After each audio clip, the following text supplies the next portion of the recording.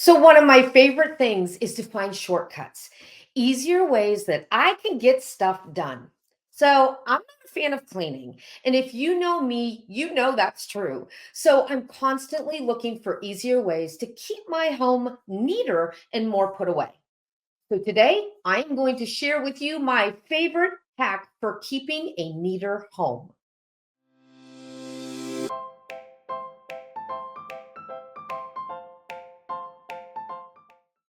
Hey there, I'm Tracy Lynn, and this video is part of Get Organized HQ for 2024, an amazing collaboration of speakers pulling together to share with you our very best tips. Today, we're talking about hacks, things that you can do that will give a neater look to the busy rooms in your home. This tip I'm going to share with you is my favorite shortcut, one that takes just a few minutes but can completely change how you begin your days. It's called doing a room reset. A room reset is a genius way to wake up to a neater home. It's when you reset a room back to neat before leaving it for the day. To show you how it works, let's look at two rooms in your home as an example: the family room and the kitchen. You probably agree that these rooms can get messy and cluttered every day like clockwork, right? They're important rooms in a home and get used pretty much by everyone in the family. How great would it be to wake up every morning with rooms that didn't look like they were hit by a hurricane while you were sleeping, but instead were neater, cleaner, and less cluttered? That's exactly what a room reset is going to do for you. Okay, so here's how it works. Before you head off to bed, you're going to spend about 10 minutes in your family room and maybe 10 to 12 minutes in your kitchen, resetting it back to neat.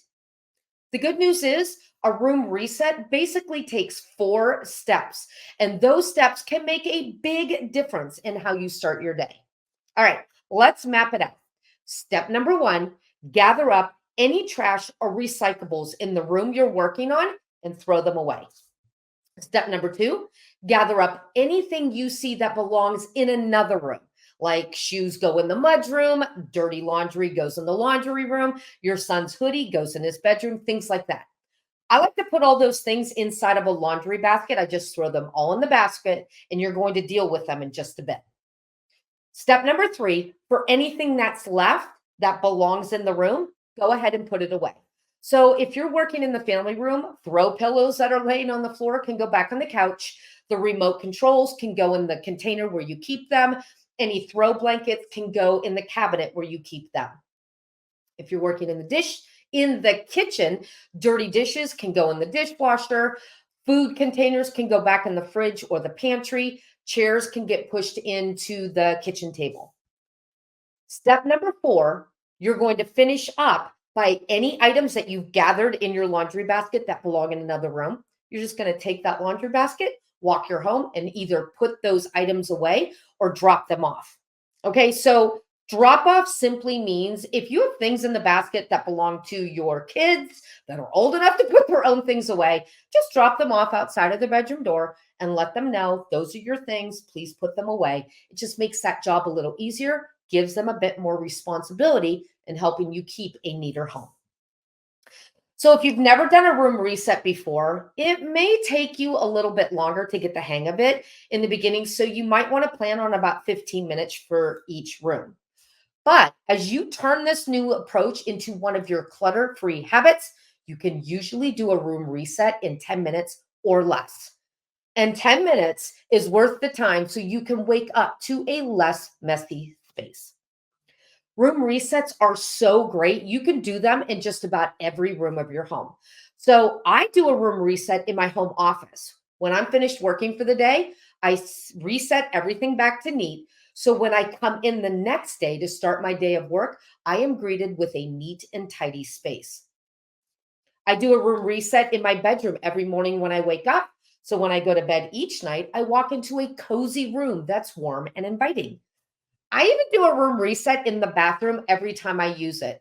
I just tidy up the sink area while I'm washing my hands.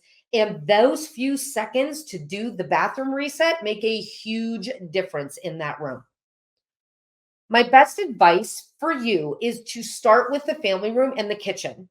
And as you turn those new routines into your new clutter free habits, you can then add on more spaces.